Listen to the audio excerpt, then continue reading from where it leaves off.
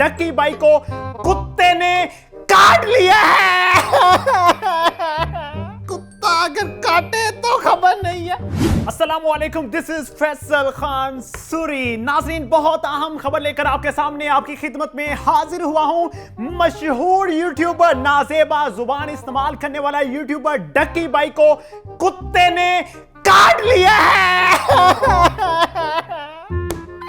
नाज़रीन, मैं बचपन से सुनता आ रहा हूं कि कुत्ता इंसान को काटे तो खबर नहीं है, इंसान कुत्ते को काटे तो खबर है। समां ने ब्रेक की है ये खबर। मैं अपने उस्तादों से किस तरह से आंखों में आंखें मिला के बात करूंगा, क्या कहूंगा, जिन्होंने मुझे बताया था कि कुत्ता अगर काटे तो खबर नहीं है।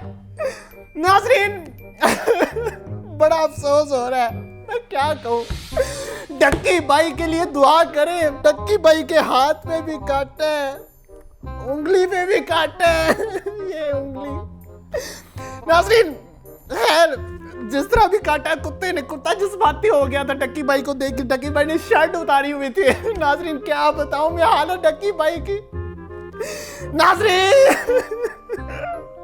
नाज़रीन, डक्की भाई की मैं क्या बताऊं, डक्की भाई की पैंट भी फाड़ी है यार, कुत्ते ने पैंट भी फाड़ी है।